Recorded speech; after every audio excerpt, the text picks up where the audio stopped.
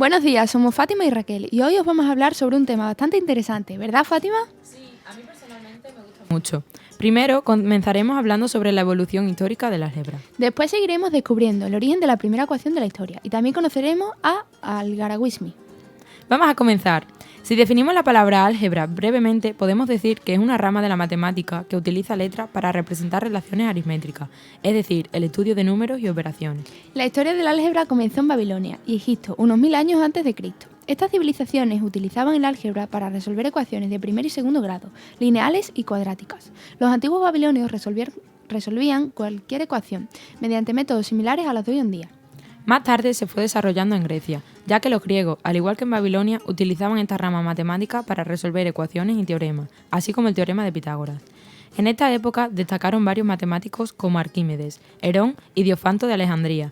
Este último escribió el libro llamado Las Aritmétricas, que engloba ecuaciones de alto nivel y por tanto son más difíciles. En las civilizaciones antiguas a veces utilizaban abreviaturas.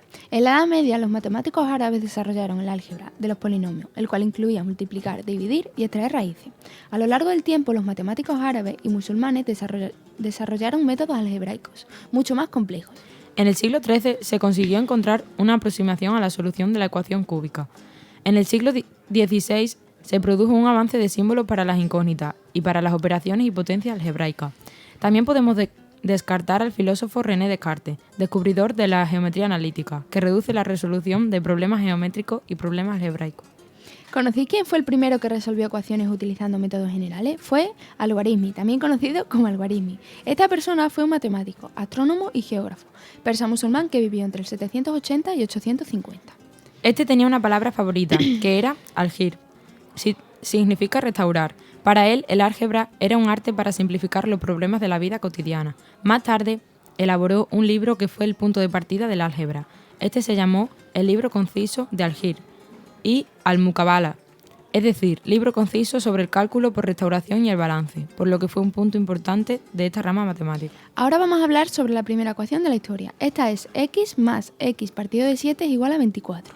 Como comentamos antes, en Egipto y en Babilonia ya sabían resolver ecuaciones. Esta primera ecuación es un problema algebraico que fue resuelto en papiros egipcios en el año 1650 a.C.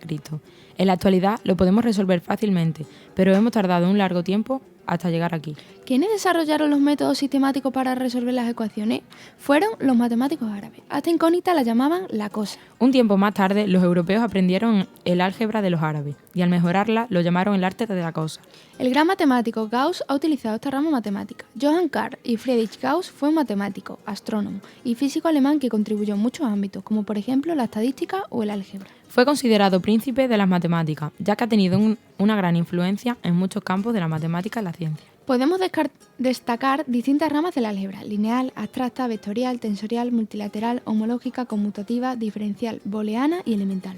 Vamos a profundizar un poco en algunas ramas. El álgebra lineal. En el año 1843, William Rowan Hamilton realizó sus descubrimientos sobre los cuaterniones, y es de aquí de donde proviene el uso del término vector. En el álgebra abstracta, Abel y Galois promovieron el concepto de grupo. Más tarde trabajaron de forma independiente, este concepto formando la teoría de grupos infinitos. Por último, la tensorial es una extensión natural del álgebra lineal y además es una generalización del cálculo tensorial.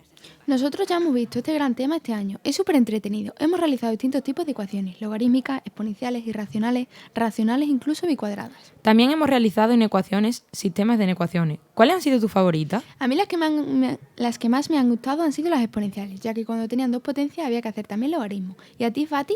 Mis favoritas han sido las bicuadradas, ya que eran entretenidas porque había que hacer cambio de variables. Con toda esta información ya habéis descubierto un poquito más sobre esta palabra, que abarca tantas cosas como habréis observado. Esperamos que hayáis disfrutado. Muchas gracias por vuestra atención. Hasta la próxima.